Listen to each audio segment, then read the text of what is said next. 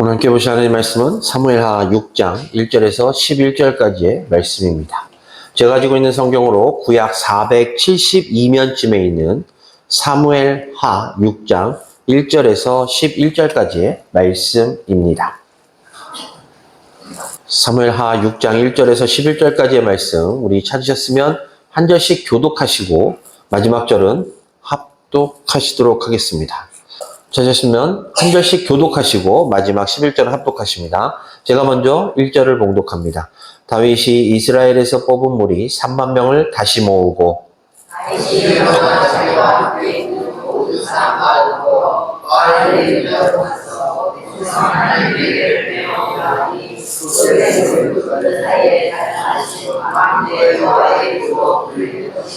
그들이 하나님의 궤를 세술에 싣고 산에 있는 아비나답의 집에서 나오는데 아비나답의 아들 우사와 아효가 그 세수레를 보니라. 그들이 산에 있는 아비나답의 집에서 하나님의 궤를 싣고 나오는데 다윗과 이스라엘 온 족속은 잣나무로 만든 여러 가지 악기와 수금과 비파와 소고와 양금과 제금으로 여호와 앞에서 연주하더라.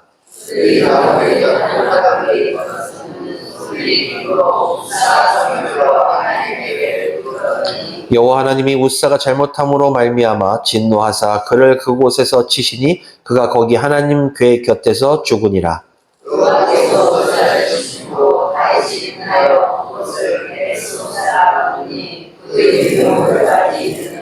다윗이 그날에 여호와를 두려워하여 이르되 여호와의 궤가 어찌 내게로 오리요 하고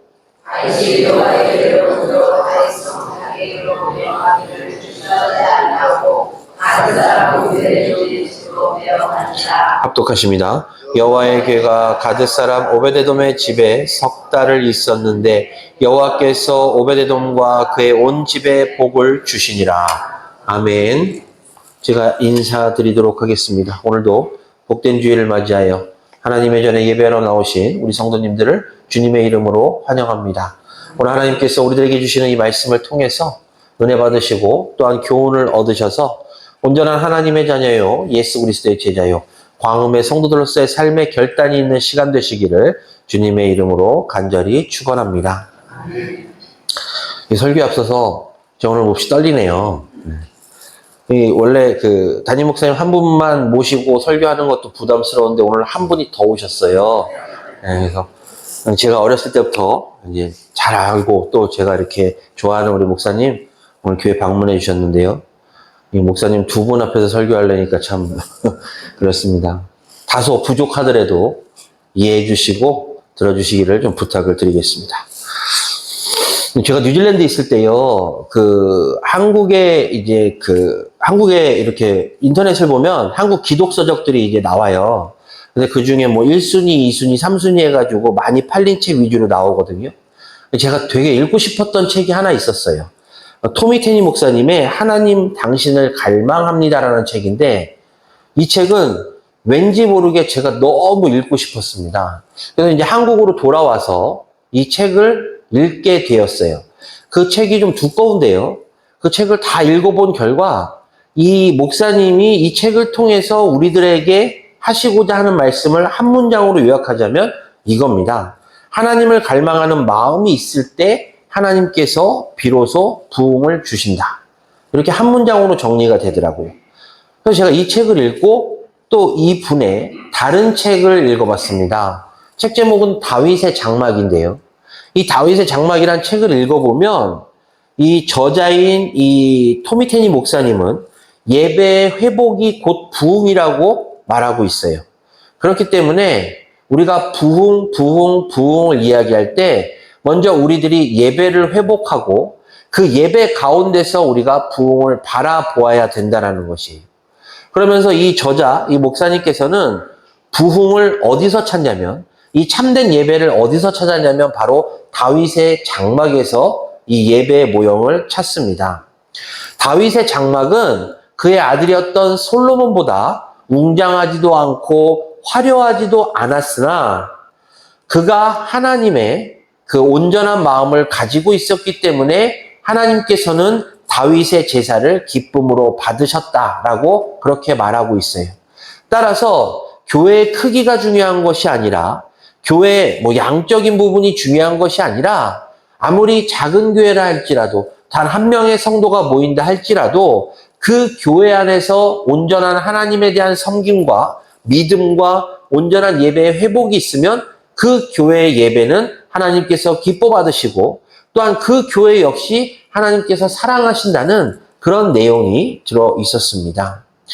사무엘상 13장 22절을 보면 하나님께서는 다윗에 대해서 이렇게 말씀하고 계시는데요. 내가 이새의 아들 다윗을 만나니 내 마음에 맞는 사람이라 내 뜻을 다 이루리라 하시더니라고 말씀하고 있어요. 하나님께서는 다윗이 몹시 마음에 드셨나 봐요.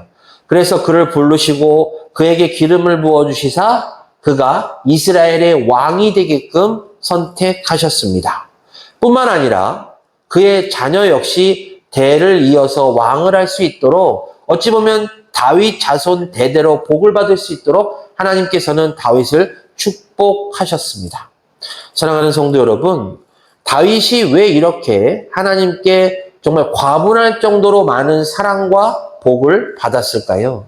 우리가 성경을 읽다 보면 다윗만큼 하나님께 사랑을 받은 사람도 손꼽을 수 있을 정도로 지극히 적어요. 그만큼 다윗은 어떠한 일을 하든지 어떠한 행동을 하든지 하나님께 큰 사랑을 받았습니다. 다윗이 때로는 큰 잘못을 했음에도 불구하고 하나님께서는 그를 용서하시고 그에게 더 큰 축복을 주셨음을 우리는 성경을 통해서 알 수 있어요. 자, 왜 다윗은 이렇게 무슨 잘못된 행동을 해도 하나님께 용서받고 하나님께 복을 받을 정도로 하나님께 총애를 받았을까? 우리 성도님들께서는 성경을 읽으시면서 이러한 생각 한번 안 해보셨나요? 야, 나도 다윗처럼 하나님께 이런 사랑과 좀 복을 받아봤으면 좋겠다. 뭘 하든지 우리가 거짓말 조금 못해서 숨만 쉬어도 하나님께 복을 받을 정도로 다윗은 하나님의 사랑을 받았으니 참 좋겠다라는 그런 생각을 한 번쯤은 해보셨을 것이라고 생각합니다. 자, 다윗이 왜 이렇게 하나님께 사랑과 복을 받았을까? 성경이 우리들에게 답을 해주고 있어요.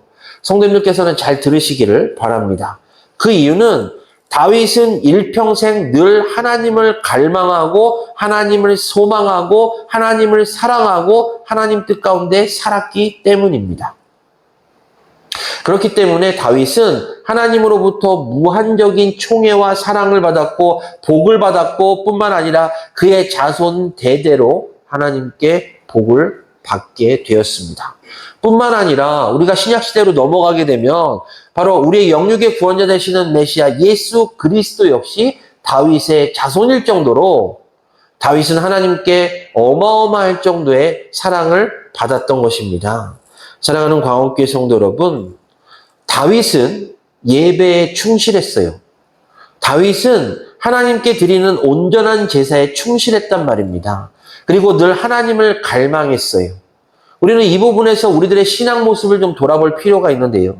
지금 이 자리에 계신 성도님들 가운데서 다윗과 같이 이 자리에 모여서 예배 드리실 때 정말 하나님을 갈망하고 예배를 드리십니까? 정말 하나님을 소망하고 이 예배가 반드시 하나님께 올려드려져야 된다라는 믿음의 확신으로 예배를 드리고 계십니까? 아니면 습관적으로 주일이 되었으니 이 자리에 와서 내가 직분자니까 이 자리에 와서 이 1시간 예배 드리는 것으로 만족하십니까? 우리가 다윗처럼 복을 받기 위해서는요, 조금 전에 말씀드린 대로 하나님을 열망하고 하나님을 갈망하고 하나님을 소망하고 하나님 뜻 가운데 살기로 늘 결심하고 살아야만 됩니다.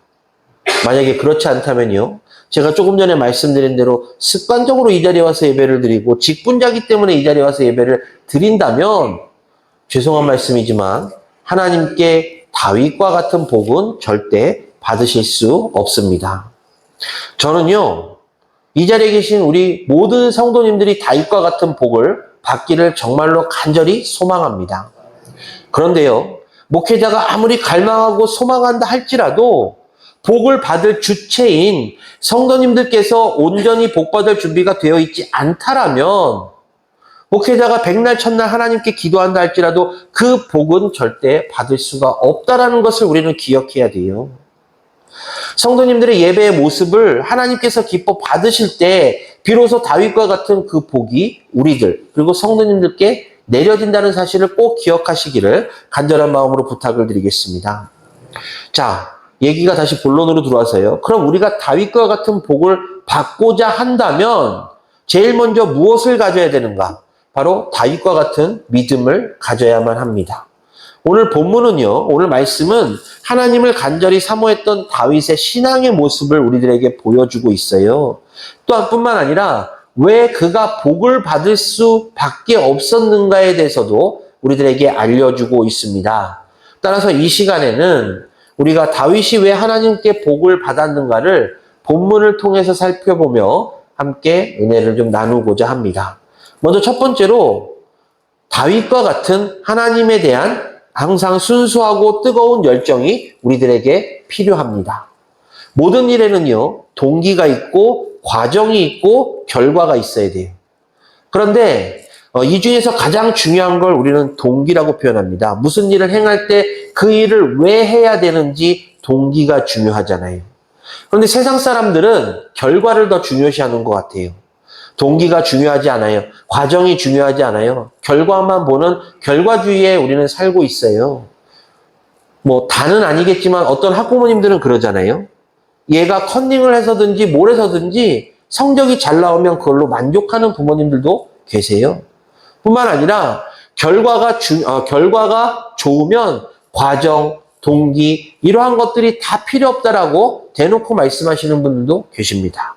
그런데 우리가 성경을 가만히 보면요. 하나님께서는 결과를 중요시하는 분도 아니고 과정을 중요시하는 분도 아니에요. 하나님께서는 제일 중요하게 여기시는 것은 바로 이 동기입니다. 다윗은요. 순수한 열정과 순수한 믿음으로 하나님께 예배드리고 하나님을 섬겼어요.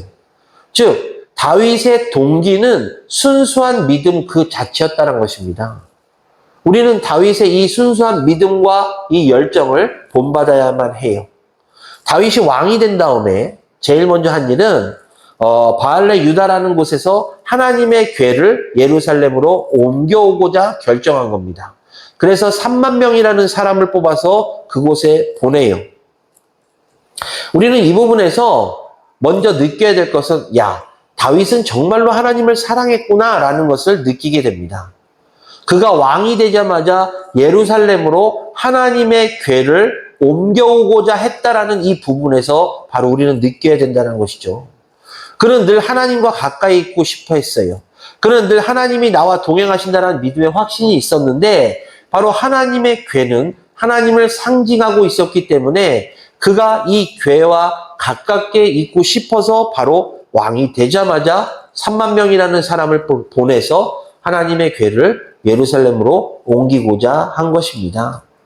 무디라는 유명한 설교자가 있어요. 이 설교자가 뭐라고 말을 했냐면 하나님은 지식이 있고 열정이 없는 사람보다 지식은 없어도 열정이 있는 사람을 끝까지 사랑하신다라고 말을 했습니다. 이유는 가슴에 열정이 없는 사람은 어떤 일이 있어도 그 일을 끝까지 추진하지 못해요. 그런데 능력이 조금 부족하나 마음에 열정이 있는 사람은 그 일을 끝까지 추진하고자 노력하는 그러한 모습을 보이기 때문입니다. 사랑하는 광원교회 성도 여러분, 우리는요, 어찌 보면 세상 사람들이 볼 때 조금 부족한 사람들일 수도 있어요. 내가 세상 사람들보다 많이 갖지 못했어요. 세상 사람들보다 조금 덜 배웠어요. 세상 사람들보다 조금 낮은 위치에 있어요. 하지만 중요한 것은 우리는 그리스도인, 즉 하나님의 자녀들이기 때문에 그럼에도 불구하고 우리들의 마음속에 열정은 있어야 된다는 것입니다. 하나님을 사모하고 하나님을 향한 열정이 있다라면 그리고 늘 하나님과 가까이 하겠다라는 믿음의 확신이 있으면 우리는 세상 사람들과 구별된 사람들이기 때문에 우리는 하나님으로부터 은혜를 받을 수가 있어요. 중요한 것은요. 우리가 세상 사람들과 구별되는 것은 하나님의 자녀인가 아닌가잖아요. 내가 예수 그리스도의 보혈의 공로로 말미암아 십자가 구원을 받았는가 받지 못했는가의 차이입니다. 물론 세상 사람들 중에 하나님을 알지 못하는 사람들을 우리는 그들을 가엾이 여기고 그들에게 복음을 증거하고 주 예수 그리스도의 말씀을 증거함으로 그들 역시 우리와 함께 하나님의 자녀로서의 권세를 누릴 수 있도록 해야 하는 것이 당연하지만 먼저 우선적으로 우리가 그들과 구별되는 것은 바로 이것이라는 얘기입니다. 다윗은 왕이 되었음에도 불구하고 하나님과 가까이 하고자 궤를 자신 곁에 두고자 노력했습니다. 우리가 조금 더 내려가 볼까요? 다윗의 아들이 솔로몬이잖아요. 솔로몬이 왕이 된 다음에 제일 먼저 한 일이 뭔지 아세요? 일천번제를 드렸습니다. 하나님께 일천번제를 드렸어요. 하나님께서 그 모습을 기뻐 받으시고 그에게 나타나사 솔로몬이 구한 것뿐만 아니라 구하지 않은 것까지 다 복 주셨다라는 사실이 성경에 명확히 기록되어 있습니다.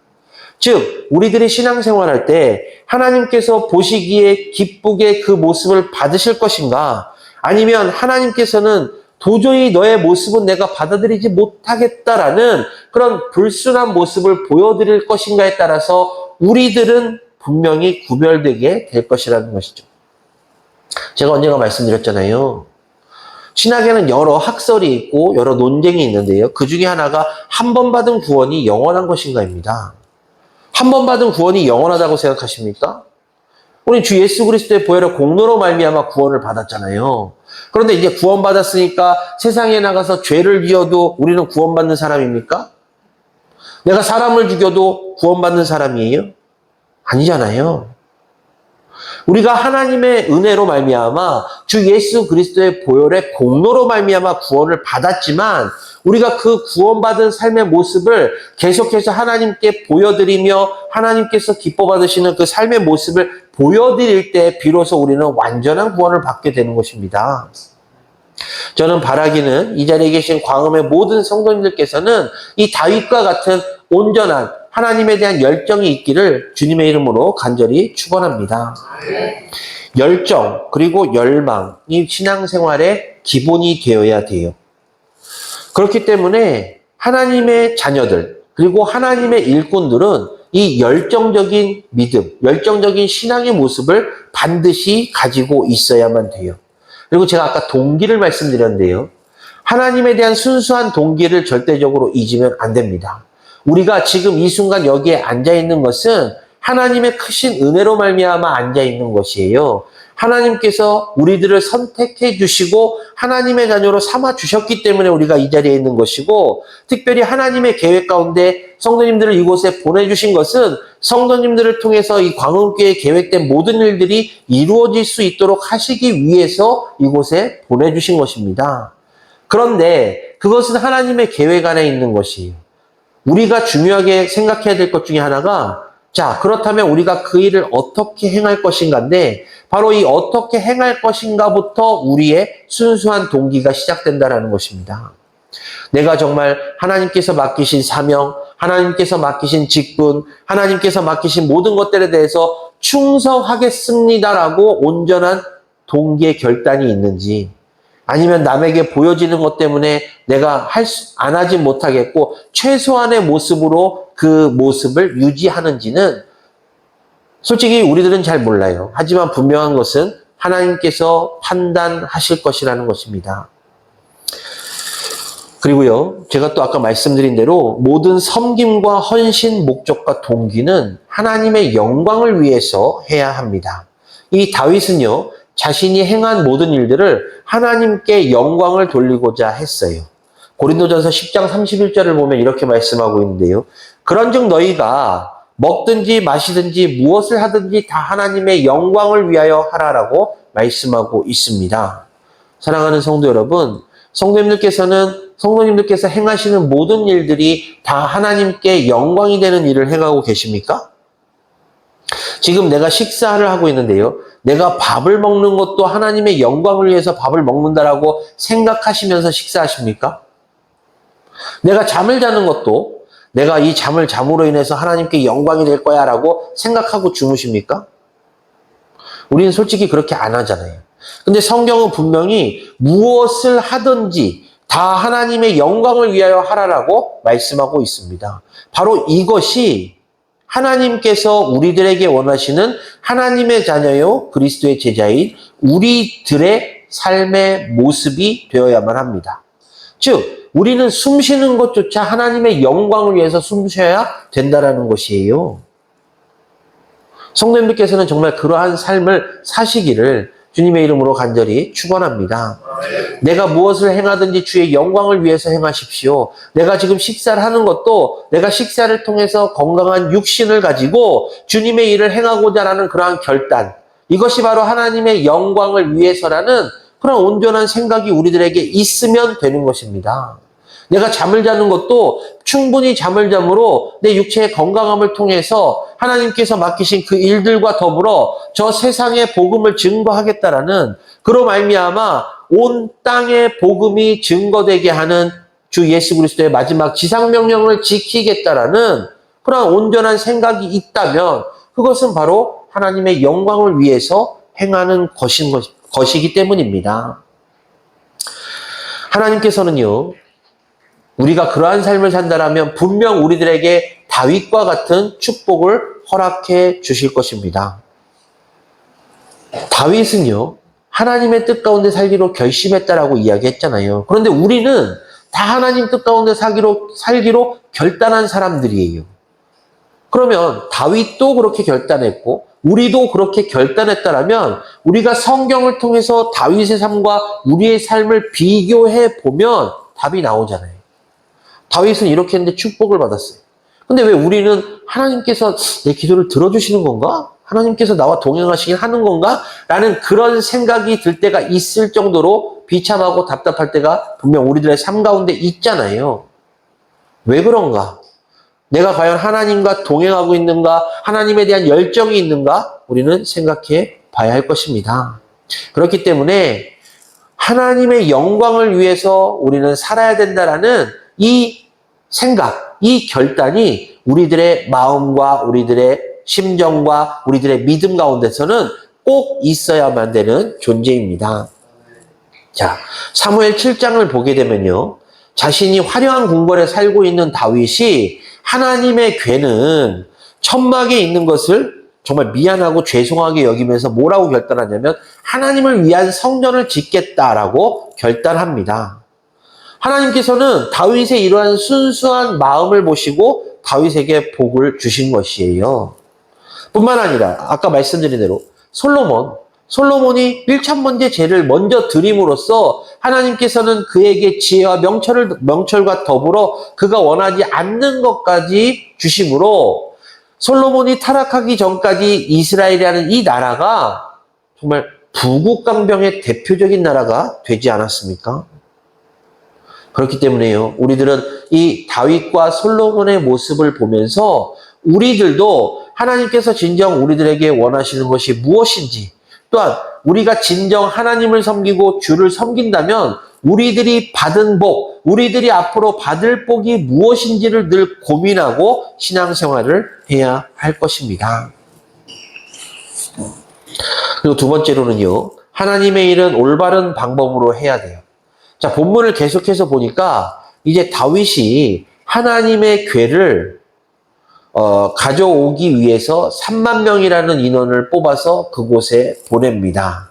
그런데 당연히 그 궤가 이제 예루살렘으로 올 줄 알았는데 큰 사건이 하나 일어나잖아요.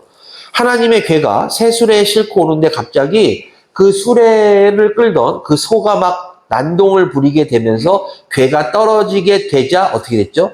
웃사가 그 궤에 손을 댔는데 하나님께서 진노하사 그를 치심으로 그가 세상말로 즉사하는 그런 사건이 일어나게 됩니다. 왜 그런 일이 일어나게 됐을까요? 단순히 소가 난동을 일으켜서 궤가 떨어짐에 웃사가 손을 대어서 그냥 아무것도 아닌 하나의 그냥 어찌 보면 사건일까요? 아니면 웃사의 잘못으로 치우치게 될까요? 우리가 성경을 가만히 읽어보면 다윗 때문입니다. 다윗이 잘못된 방법으로 궤를 옮겨오려고 했기 때문에 결국에는 웃사가 죽게 된 것이에요. 우리가 지금 성경 낭독을 하고 있는데요, 레위기 읽어보셨잖아요. 그렇죠? 성경을 읽어보면 레위기 어떻게 돼 있죠? 하나님의 궤는 분명 레위 사람들이 지어서 옮겨야 된다라고 말하고 있어요. 그런데 다윗은 뭐 하나님에 대한 열정과 하나님에 대한 사랑은 좋은데 방법을 잘못 선택했어요. 바로 3만 명이라는 사람의 숫자를 보내고 차라리 3만 명이라는 숫자를 보냈는데 그 중에서 레위인을 불러서 레위인으로 하여금 그 궤를 지어서 오게 했다라면 이러한 문제가 안 생겼을 텐데 방법을 바꾸잖아요. 3만 명이나 되는 사람을 보냈음에도 불구하고 성경을 보니까 갑자기 방법이 바뀌어서 수레에 싣고 오는 도중으로 바뀌게 됩니다. 만약에 처음부터 이 수레에 궤를 싣지 않았더라면 아니면 레위기에 쓰여진 대로 레위인들을 통해서 옮기게 했다라면 이러한 사건은 절대 일어나지 않았을 것이에요. 자, 그러면 여기서 우리가 한 가지 의문이 들잖아요. 아니, 3만 명이나 보냈는데 그 중에 레위인이 없었나? 아니, 3만 명이 보냈다 치더라도 왜 갑자기 방법이 바뀌어서 수레에 궤를 싣고 오는 방법으로 바뀌었을까? 혹시 성경을 읽으시면서 이런 생각 안 해보셨어요? 저만 맨날 이런 생각 하나 봐요. 우리 성도님들은 성경 읽으시면서 그냥 이렇게 가는구나 이렇게 하시는 거예요? 성경을 읽다 보면 여러 가지 사건들이 나오잖아요. 그럼 왜 이렇지? 왜 갑자기 이렇게 됐지? 이런 생각을 좀 하시면서 읽으시면 성경이 좀 더 재밌습니다. 어쨌든 그래서 왜 바뀌었는가?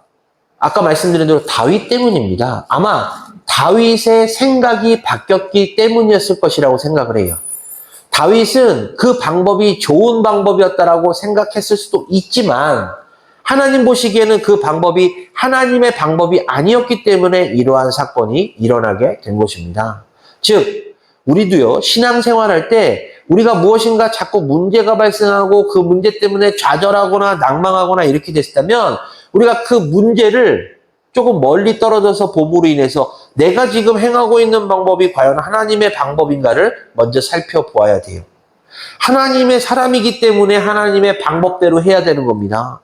목회자만 하나님의 방법대로 하는 것이 아니라 지금 이 자리에 계신 우리 성도님들 모두가 하나님의 자녀이며 예수 그리스도의 제자이기 때문에 또한 영육의 구원자 되시는 예수 그리스도의 보혈의 공로로 말미암아 구원이라는 큰 선물을 받은 사람들이기 때문에 우리는 먹든지 마시든지 하나님의 영광을 위해서 행해야 되는 사람이며 하나님의 방법에 맞춰서 하나님의 방법대로 행해야 되는 사람들인 것입니다.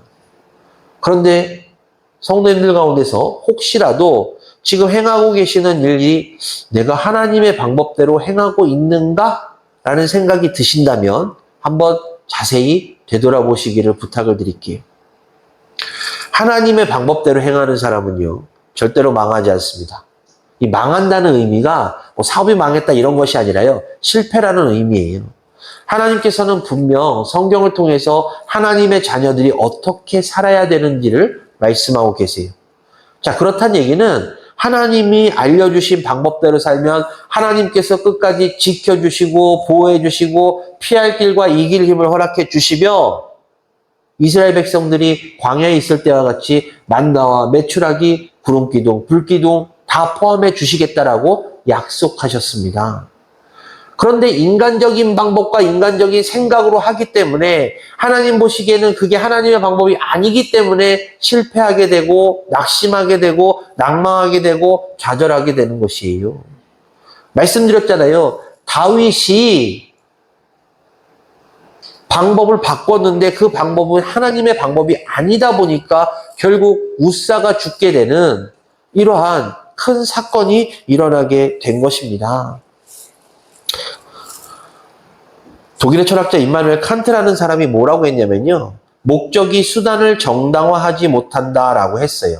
목적이 수단을 정당화하지 못한다. 즉, 목적 때문에 수단을 좋은 것도 있지만 나쁜 수단을 써서는 결코 안 된다라고 말하고 있는 것이에요. 이 말인즉슨 다윗이 궤를 하나님께로 옮겨오고자 하는 목적은 좋았으나 그 수단이 그 방법이 하나님의 방법이 되었지 않았기 때문에 잘못되었다라고 우리들에게 말하고 있는 것입니다. 사랑하는 광업교회 성도 여러분, 우리는요, 우리들의 삶을 돌아보고 이 시간 이후부터라도 앞으로의 내 삶은 하나님의 방법대로 살아가겠다라는 결단이 있어야 될 줄로 믿습니다. 하나님의 뜻 가운데 사십시오. 하나님의 영광을 위해 사십시오. 하나님과 가까이 하고자 노력하며 사십시오. 하나님과 늘 동행하는 삶을 통해서 하나님께서 나와 함께 하심으로 말미암아 내 앞길을 열어주시고 지경을 열어주시고 나의 모든 것들을 책임져 주신다라는 믿음의 확신을 가지고 살아가십시오. 그러면 절대 망할 일도 없고 실패할 일도 없고 오늘 설교의 제목과 같이 주를 섬기는 자의 복이란 복은 죄다 받으실 수 있을 것입니다. 사건을 계속 이어보면요. 그래서 우사라는 사람이 갑자기 죽었잖아요. 우사라는 사람이 죽게 되자 다윗이 이제 겁이 난 거예요. 그래서 야, 이거 뭐 어떻게 된 거야? 그러면서 그 이제 법궤가 오베데돔이라는 집으로 가게 됩니다. 그리고 다윗은 그 법궤를 가져오려고 하지 않았어요. 하나님 이제 이런 사건이 나니까 무서워서. 그런데 저는 이 부분에서 오벳에돔을 칭찬하고 싶습니다. 왜냐면요, 이 오벳에돔은요 하나님의 명령에 충성한 사람이 된 거예요. 보세요. 이 궤가 다윗의 생각으로 옮겨지다가 다윗의 잘못된 방법으로 인해서 우사가 죽고 갑자기 오벳에돔 집으로 갑니다. 오벳에돔이 원해서 그 궤가 자신의 집으로 온 것이 아니에요. 그런데 성경 어디에도 이 궤가 자신의 집에 오는 것에 대해서 오벳에돔이 거부하거나 거절하거나 불평했다라는 표현이 단 한마디도 없습니다. 아니, 자신의 나라의 왕이 일을 행하다가 그게 잘못됐는데도 불구하고 그 잘못된 결과물이 어떻게 보면 나의 집에 온 것인데 그것에 대해서 절대 불평하지 않고 받아들였다는 것입니다. 우리는 이 부분에서 순종을 배워야 돼요. 그리고 결국 우리가 성경 말미에 보면 어떻게 돼 있죠? 하나님께서 그 오벳에돔에게 축복하셨다라고 말하고 있어요. 하나님의 뜻, 하나님의 일에 순종하면 하나님의 복을 받게 되어 있다라고 성경이 우리들에게 말하고 있는 것입니다. 사랑하는 광옥교회 성도 여러분, 순종이라는 것은 너무 어렵게 생각하지 마십시오. 순종은 하나님께서 내게 명령하신 것을 지켜 행하는 것입니다. 순종은 하나님께서 내게 주신 명령을 내가 불평하거나 불만에 찬 행동을 하는 것이 아니라 기쁜 마음으로 받아들이고 기쁜 마음으로 행하면 바로 하나님께서 그 모습을 보시고 반드시 복을 주시게 되어 있습니다. 많잖아요, 성경 보면. 아브라함, 아니 갑자기 하나님이 나타나셔가지고 너는 이 땅을 떠나라. 너와 내 가족들을 떠나라. 순종했습니다. 100배의 축복을 받았잖아요. 그렇죠? 하나님 말씀에 충성하는 사람, 하나님 말씀에 순종하는 사람은 하나님께서 다 책임져 주시고 복을 주시는 것이에요. 오벳에돔, 오늘 본문의 이 오벳에돔도 분명히 복받았음을 기억하시고요. 이 시간 이후로 우리 성도님들께 맡겨진 하나님의 명령에 의해서 맡겨진 책임과 의무에 대해서 반드시 순종하시기를 주님의 이름으로 간절히 축원합니다. 하나님께서는 분명 100배의 축복을 허락하실 것입니다. 제가 한 예화를 들고 말씀을 정리하려고 해요. 제가 이제 저쪽 이제 한국 떠나기 전에 사역하던 그 교회는 이제 좀 교회가 크잖아요. 그러다 보니까 이제 뭐 많은 분들이 계시는데, 임직식을 했어요. 교회에서 임직식을 했는데, 제가 맡은 교구에 한 집사님이 안수 집사님이 되셨어요. 이제 임직식이 다 끝나고, 저희 교구에 이제 그 직분 받으신 분들이 다 모여서 같이 다과를 나누는 가운데, 이 안수 집사 받으신 분이 그런 얘기를 하시더라고요. 나를 죄에서 구원해 주신 것도 감사한데 하나님께서 나에게 직분을 주셔서 내가 너무 감사합니다. 내가 그렇다고 하나님께 마땅히 드릴 건 없지만 하나님께서 나에게 직분을 맡겨주셨으니 내가 죽을 때까지 이 직분에 충성하기로 결심합니다. 내가 하나님께 받은 이 은혜 정말 죽을 때까지 어떻게 갚을지는 잘 모르겠으나 분명한 것은 내가 이 시간 우리 이 자리에 계신 성도님들 앞에서 약속하지만 정말로 하나님을 위해서 죽을 힘을 다해 충성하겠습니다라고 그런 말씀을 갑자기 하시더라고요. 그래서 제가 야, 이분 참 대단한 분이구나 라고 생각을 했어요. 그리고 얼마 뒤에 그 안수 집사님 아버님이 팔순잔치를 했어요. 담당 교역자니까 또 이제 가서 식사를 하는데, 식사가 이제 어느 정도 다 끝날 무렵이 됐는데, 그 팔순 대신, 이제, 은퇴 안수 입사님이죠. 은퇴 안수 입사님께서 한 말씀 하시겠다라고 일어나시더라고요. 그러더니 거기 사람들 다 조용하라고 하시더니 이런 말씀을 하시더라고요. 나는 이북에서 혼자 내려와서 혼자 이 땅에서 치열하게 살면서 여기까지 왔는데 내가 이북에서 내려와서 사는 가운데 제일 내가 잘한 일은 하나님을 만난 일이다. 내가 하나님을 만남으로 인해서 하나님이 나에게 어떠한 사랑을 주셨고 어떠한 은혜를 주셨는지 알게 되었으며 내가 그 하나님의 은혜에 감사하는 마음으로 충성했더니 하나님께서 나에게 아주 훌륭한 가정도 주시고 자녀들이 다 복받게 하시고 또한 내가 하던 사업체도 크게 이루어 주셨으니 나는 이 시간 정말 하나님께 큰 감사를 드린다라고 이야기하시더라고요. 그러면서 그 자녀들에게 특별히 말씀하시는 게 뭐냐면 너희들은 이 시간 이후로 너희들의 삶을 하나님 중심으로 말씀 중심으로 교회 중심으로 살아라. 내가 그렇게 살아봤더니 하나님께서 나에게 복을 주시더라. 너희들도 그렇게 살면 분명 나에게 복 주신 하나님께서 너희에게도 그렇게 복 주실 것이다. 특별히 예배를 거룩하게 지키고 주일을 온전히 성수하며 11조 생활을 철저하게 하면 하나님께서 분명 너희에게 더 큰 복을 주실 것이다 라고 말씀하시더라고요. 그리고 그 생일이 지나고 열흘인가 15일 있다 돌아가셨어요. 그 생일날 아마 그 가족들뿐만 아니라 함께 그 모였던 모든 분들에게 유언 삼아 하셨던 것 같아요. 저는 이분이 돌아가셔서 이제 그 장례 예배를 인도하면서 무슨 생각이 들었냐면 여호수아의 고별 설교를 생각했습니다. 여호수아가 이스라엘 백성들에게 그런 말을 해요. 나와 내 집은 여호와를 섬기겠노라. 즉 다시 말해서 나와 내 집은 여호와를 섬김으로 인해서 하나님께 복 받겠으니 너희들도 여호와를 섬김으로 복 받아라라고 저는 그렇게 유언했다라고 생각하거든요. 저는 이 자리에 계신 우리 성도님들께서 이 시간 이후로는 하나님 말씀에 충성하고 하나님 중심으로 말씀 중심으로 교회 중심으로 사시면서 주의를 온전히 거룩하게 지키시기를 주님의 이름으로 간절히 축원합니다. 하나님께서는 분명히 복 주시겠다라고 약속하셨어요. 이미 답이 다 나와 있는 이 시험을 우리가 너무나도 쉽게 통과할 수 있음에도 불구하고 어렵게 통과할 필요는 없지 않겠습니까? 바라기는 주를 섬기는 자의 복을 다 받으시는 우리 광옥교회 성도님들 되시기를 간절한 마음으로 축원합니다. 기도하겠습니다.